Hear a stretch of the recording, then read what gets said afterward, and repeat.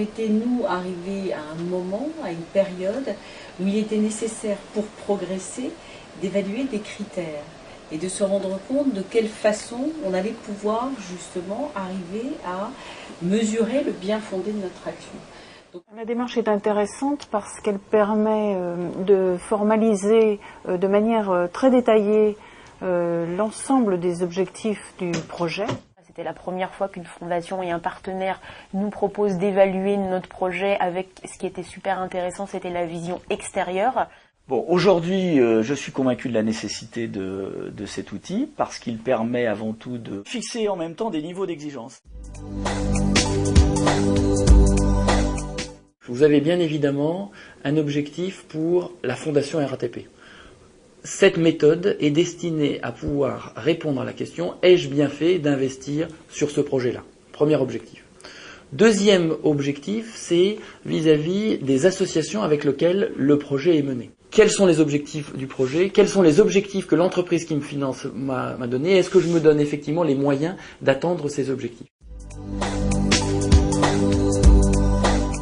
Un modèle qui a été co-construit avec la fondation RATP et le CNRS, ça consiste à faire coproduire des indicateurs de synthèse par les partenaires de l'évaluation d'un projet. On va demander aux partenaires de citer pour un projet donné des critères de réussite. Critères de réussite quand vous êtes dans l'association, critères de réussite quand vous êtes dans l'entreprise. Ces critères vont être déclinés en indicateurs et on va fixer des objectifs sur certains de ces indicateurs. Et là vient le modèle mathématique, qu'on appelle modèle mathématique transparent, qui va vous permettre de synthétiser l'écart au global entre les objectifs fixés par le projet et la situation effectivement atteinte. Ce modèle mathématique vous garantit des biais méthodologiques et en même temps il est transparent car les utilisateurs n'ont aucun besoin de comprendre comment il fonctionne. L'intérêt, c'est d'avoir un outil qui est simple d'utilisation et qui nous permet de suivre d'une manière cohérente tous les projets. La simplicité de l'outil fait qu'il peut effectivement être utilisé quel que soit le sujet. Une démarche de mesure comme ça, c'est vrai que ça permet de sortir du simple financement d'un projet comme n'importe quel financeur, de donner du fonds et du suivi, alors que, quand une association se lance dans cette démarche, c'est tout à fait logique, elle s'intéresse à réaliser uniquement ses objectifs et peut peut-être oublier que derrière, elle a des partenaires qui l'aident à monter cette construction.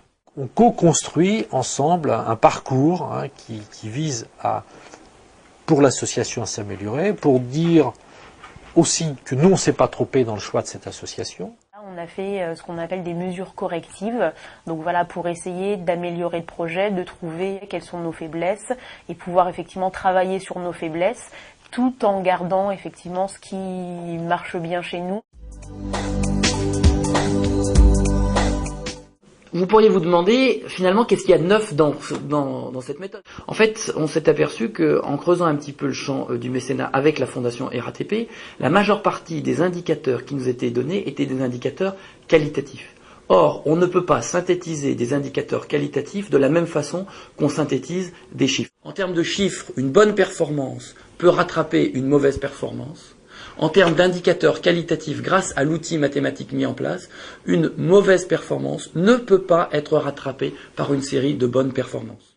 Oui, je pense que c'est une méthode que dans l'entreprise, on peut développer. On a des seuils, des plafonds, des planchers, donc on a quelque chose qui pourrait certainement être décalqué dans d'autres démarches qui sont des démarches purement qualitatives.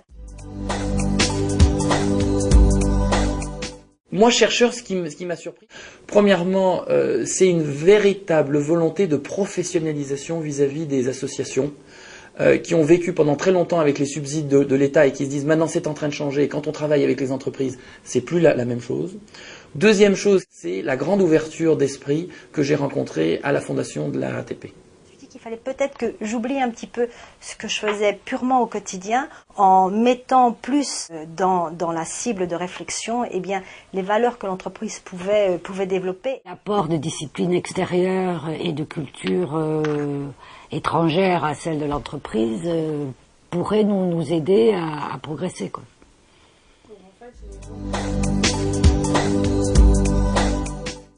Je voudrais effectivement remercier la Fondation RATP d'avoir accepté, entre guillemets, de prendre le risque de tester une méthode extrêmement innovante.